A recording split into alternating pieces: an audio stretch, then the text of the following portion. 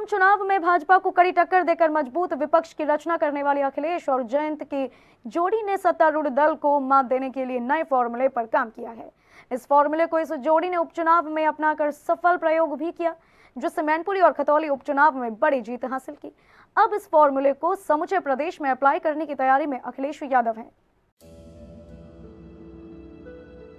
उत्तर प्रदेश की मैनपुरी लोकसभा सीट और रामपुर व खतौली विधानसभा उपचुनाव के नतीजे गुरुवार 8 दिसंबर को घोषित हो गए। मैनपुरी सीट पर समाजवादी पार्टी के उम्मीदवार डिंपल यादव ने बड़ी जीत दर्ज की, तो वहीं आजम खान के गढ़ रामपुर में बीजेपी ने किला फतेह कर दिया, जबकि बीजेपी की मजबूत सीट रही खतौली में आरएलडी गठबंधन ने जोरदार जीत हासिल की है। विधानसभा चुनाव के दौरान सपा प्रमुख अखिलेश यादव और आरएलडी अध्यक्ष जयंत चौधरी से दलित नेता चंद्रशेखर आजाद की दोस्ती बनते बनते रह गई थी, लेकिन उपचुनाव में तीनों नेता साथ आए।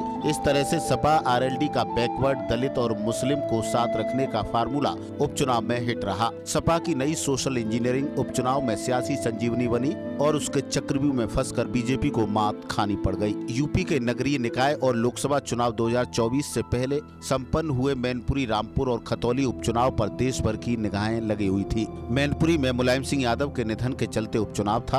आजम खान और विक्रम सैनी को कोर्ट से सजा मिलने के चलते रामपुर और खतौली पर उपचुनाव हुआ था। उपचुनाव भले ही उत्तर प्रदेश में 3 सीटों के लिए हुए हों, लेकिन इसका असर भविष्य की सियासत पर पड़ना तय है। सपा के सबसे मजबूत दुर्ग मैनपुरी, रामपुर को ढहाकर बीजेपी यूपी फतेह का संदेश देना चाहती थी, जबकि खतौली सीट पर बीजेपी को मात देने के लिए आरएलडी प्रमुख जयंत चौधरी ने सियासी चक्रव्यूह रचा था। उपचुनाव में बीजेपी ही नहीं बल्कि अखिलेश, जयंत और चंद्रशेखर की एकता का भी टेस्ट था, जिसमें वे सफल भी हुए। शिवपाल यादव ने मैनपुरी में डेरा जमाए रखा, तो चंद्रशेखर ने रामपुर में सपा और खतौली में आरएलडी के लिए प्रचार किया। उपचुनाव में मायावती के कैंडिडेट न उतारने का लाभ मैनपुरी में सपा को तो खतौली में आरएलडी को मिला, लेकिन रामपुर में बीजेपी इसका फायदा ले गई।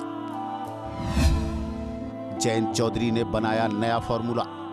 जयंत चौधरी ने जाट मुस्लिम तक अपनी पार्टी को सीमित रखने के बजाय पश्चिमी यूपी में सियासी समीकरण को देखते हुए खतौली सीट पर नया राजनीतिक प्रयोग किया। आरएलडी ने खतौली सीट पर सैनी समुदाय का कैंडिडेट उतारने के बजाय गुर्जर समुदाय के मजबूत नेता मदन भैया को उतारा और चंद्रशेखर आजाद के जरिए दलित समुदाय के वोटों को साधने का दांव चला। जयंत चौधरी का ये प्रयोग खतौली की सियासी जमीन पर बीजेपी के लिए चिंता का सबब बन गया। योगी आदित्यनाथ सहित बीजेपी के तमाम नेताओं की फौज ने खतौली सीट पर प्रचार किया, लेकिन वे पार्टी उम्मीदवार राजकुमार सैनी को जीत नहीं दिला सके। खतौली सीट मुजफ्फरनगर जिले में आती है और बीजेपी 2 बार से ये सीट जीत रही थी। मुजफ्फरनगर दंगे मामले में सैनी को सजा हुई है, जिसके चलते उनकी सदस्यता समाप्त की गई। ऐसे में बीजेपी के लिए ये सीट काफी महत्वपूर्ण थी। इस सीट पर जाट, गुर्जर, सैनी और मुस्लिम मतदाता बड़ी तादाद में है। इसी समीकरण को देखते हुए जयंत ने इस बार सैनी और मुस्लिम के बजाय गुर्जर उम्मीदवार पर दांव खेला था। इस तरह जयंत ने अपने सियासी कॉम्बिनेशन को मजबूत करने की रणनीति अपनाई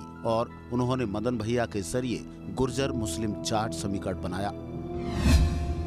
मैनपुरी में अखिलेश का दांव रहा हिट।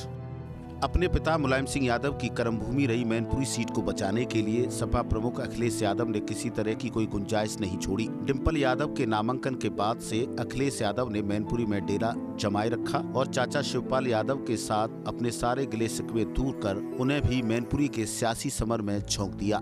बीते चुनाव में 1-2 सभाएं करने वाले सैफई परिवार ने इस बार गांव-गांव की दौड़ लगाई और घर-घर जाकर वोट मांगे। इस तरह मैनपुरी सीट पर अखिलेश का डिंपल को उतारने का दांव हिट रहा। मैनपुरी सीट पर अखिलेश और शिवपाल न सिर्फ यादव और मुस्लिम वोटों को बल्कि ब्राह्मण, गैर यादव, ओबीसी और दलित समुदाय के वोटों को भी साधने के लिए कवायद करते नजर आए। उपचुनाव में कांग्रेस और बसपा ने अपने कैंडिडेट नहीं उतारे थे। ऐसे में दलित वोटों के बीजेपी के पक्ष में जाने की संभावना अधिक दिख रही थी, लेकिन अखिलेश ने दलित समुदाय से लेकर तमाम अलग अलग जातियों को जोड़े रखने के लिए खुद मोर्चा संभाल रखा था। महिला वोटर्स को साधने के लिए डिंपल यादव खुद पसीना बहा रही थी। सपा का गढ़ माने जाने वाले ज्यादातर लोकसभा क्षेत्रों पर बीजेपी अपनी जीत का परचम लहरा चुकी है। कन्नौज, फिरोजाबाद, फर्रुखाबाद, बदायूं, इटावा, आजमगढ़ और रामपुर जैसे इलाके जिनमें शामिल हैं। मैनपुरी सैफई परिवार की घर की सीट मानी जाती है। यही वजह है कि बीजेपी यह सीट जीतकर पूरे देश में ये नया संदेश देना चाहती थी, जिसके लिए मुख्यमंत्री योगी आदित्यनाथ को कई बार प्रचार करने के लिए आना पड़ा, तो केशव मौर्य सहित तमाम बीजेपी के नेताओं ने यहाँ डेरा जमाए रखा था। लेकिन अखिलेश शिवपाल की जोड़ी ने बीजेपी को मैनपुरी सीट पर कमल खिलाने के लिए सफल नहीं होने दिया। शिवपाल ने अपनी विधानसभा क्षेत्र जसवंत नगर से डिंपल यादव को 2 लाख से ज्यादा वोटों से जीत दिलाई है। रामपुर में खिला बीजेपी का कमल।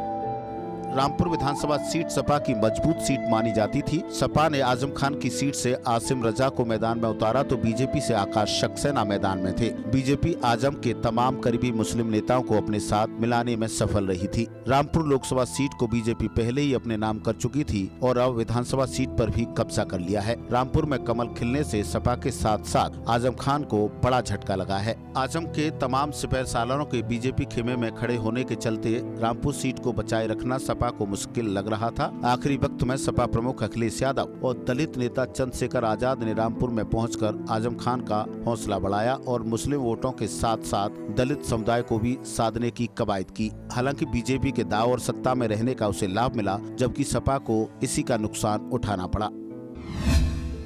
अखिलेश जैन चंद्रशेखर की नई जोड़ी। अखिलेश जैन चौधरी के साथ चंद्रशेखर आजाद का उपचुनाव में साथ आना यूपी के नए बनते समीकरण की ओर इशारा कर रहा है। अखिलेश जैन चौधरी चंद्रशेखर की तिकड़ी आगामी लोकसभा चुनाव में एक साथ मिलकर उतरते हैं तो यूपी में बीजेपी और बीएसपी दोनों के लिए राजनीतिक तौर पर कड़ी चुनौती हो सकती है, खासकर पश्चिमी यूपी में जहां जाट मुस्लिम दलित वोटर निर्णायक भूमिका में हैं। आरएलडी का कोर वोट बैंक जाट माना जाता है तो सपा का मुस्लिम दलित वोट बैंक के लिए चंद्रशेखर ट्रम्प कार्ड साबित हो सकते हैं। इसके अलावा खतौली के बहाने गुर्जर समुदाय को भी साथ जोड़ने की कोशिश जैन द्वारा की गई है। आपको बता दें कि पश्चिमी यूपी में जाट मतदाता 20% के करीब हैं, तो मुस्लिम 30 से 40% के बीच हैं और दलितों की आबादी 25% से ऊपर है। इसके अलावा यूपी में गुर्जर भले ही 3% हों, लेकिन पश्चिमी यूपी में 15% के करीब है। इस तरह से पश्चिमी यूपी में अगर जाट मुस्लिम दलित गुर्जर का समीकरण बनता है तो बीजेपी के साथ साथ बसपा के लिए भी चुनौती खड़ी हो जाएगी। एक तरह से सपा आरएलडी की बैकवर्ड दलित और मुस्लिम की नई सोशल इंजीनियरिंग बीजेपी के लिए नई चुनौती बन सकती है। विजय बघेल, सी न्यूज़, आगरा।